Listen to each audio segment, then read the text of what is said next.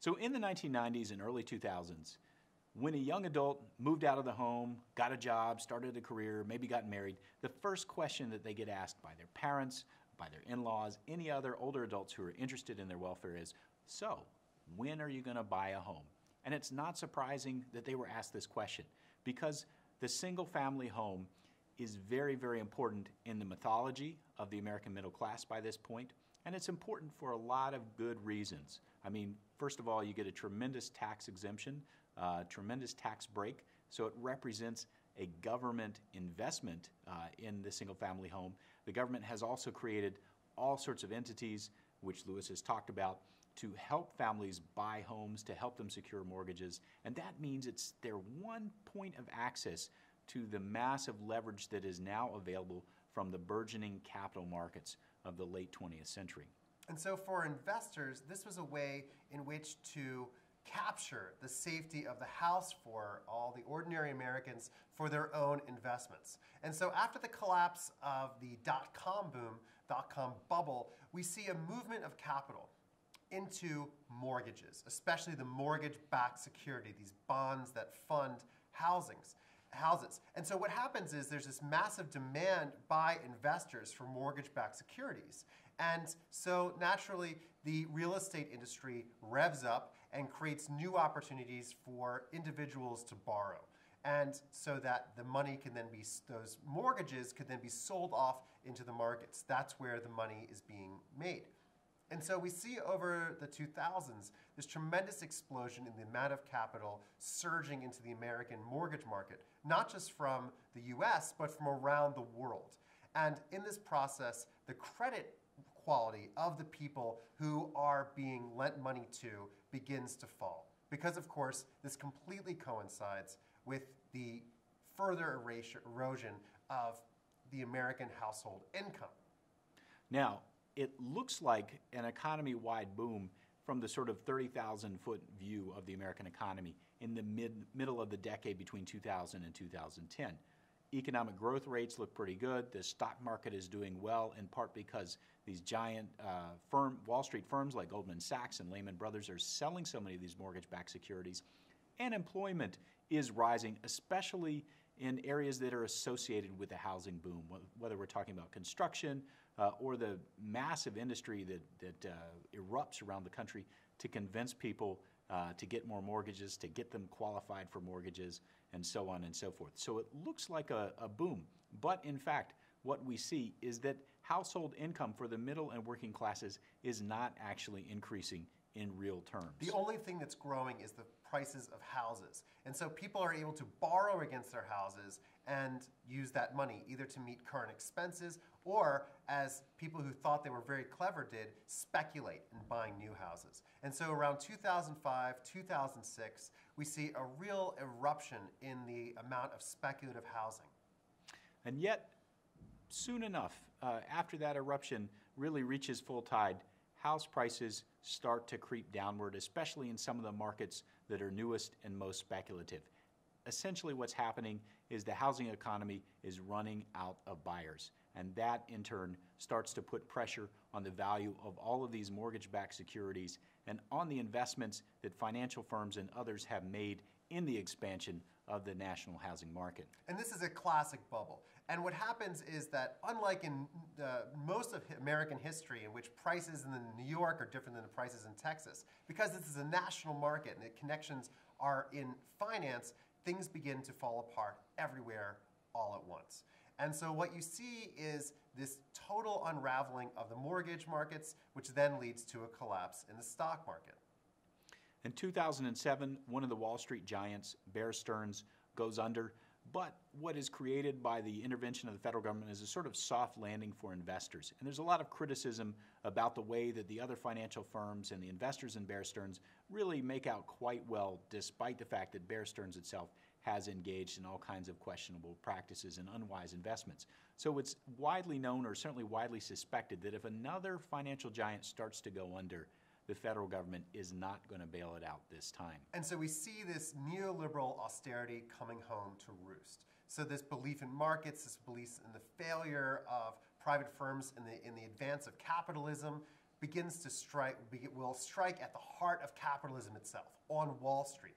And so when Lehman Brothers begins to go under, they let it fail.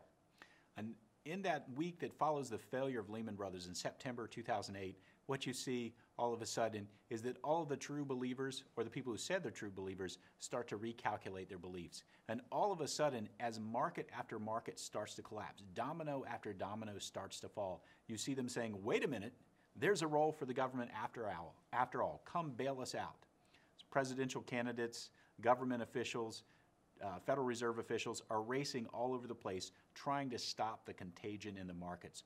There is, I said, a week or so where it seems as though Western capitalism as a whole is about to go under. Major firms are not going to be able to meet their payrolls.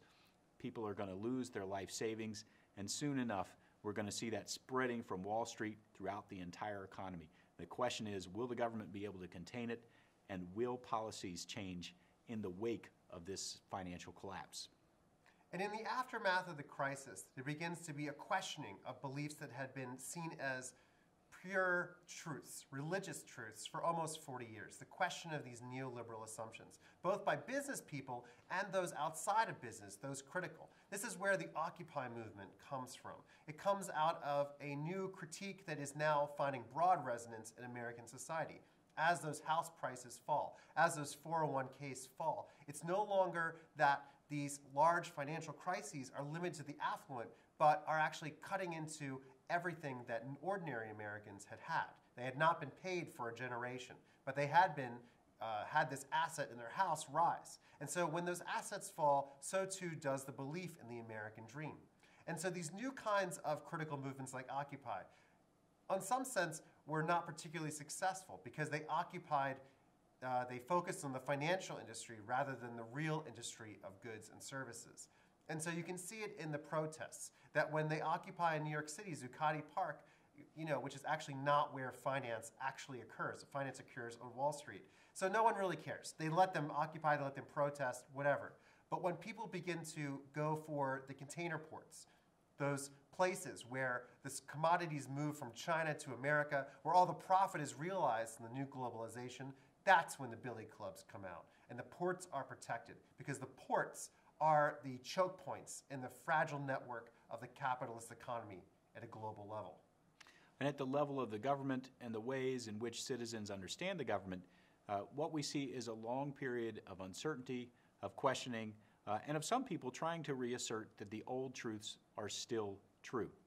As the new Obama administration moves to create what it hopes will be a New Deal, it starts to encounter all kinds of opposition and all kinds of protests. Some of it among its institutional opponents, and some of it among those who still want to be true believers in the kind of capitalism that has reigned for the previous 40 years. And while these kinds of reforms focus on the surface, they focus on the bad apples, the real truth of the matter is that while there was always some double dealing and fraud, there always is in capitalism. What here is a structural problem of inequality, of people in the middle not being paid for 40 years, and that money accreting at the top and being invested in financial products that create bubbles and collapses, but produce no value and no jobs in the end. All around the country, as the air goes out of the economy of the 2000s, the question is still there, how will it reinflate? All around the country, as people are dealing with real-world issues, lost jobs, lost houses, local and state governments that can't get the tax revenue that they need to support even the bare bones functions that they've been allowed after the pro-market small government ideology has run wild. People are starting to wonder, how are we going to pay policemen? How are we going to pay firemen? How are we going to pay for these basic services? And the answers still have not been determined. The way that the economy is going to look, if it ever takes real account of what happened in 2008 and in the years leading up to it, has still not been determined. And the recovery that has happened in the wake of 2008 is in some ways just a repeat of what we saw in the previous decade. Absolutely. People still celebrate the rising house prices. People still celebrate a stock market in which the real gains primarily accrete to the top layer of the economy, to primarily go to those 1% that the Occupy movement was protesting. But wages are still falling, work is still precarious, and this instability at the bottom fundamentally leads to an instability to capitalism as a whole. The answer, in short, is still to be determined because we know that what has failed in the past might very well fail again in the future.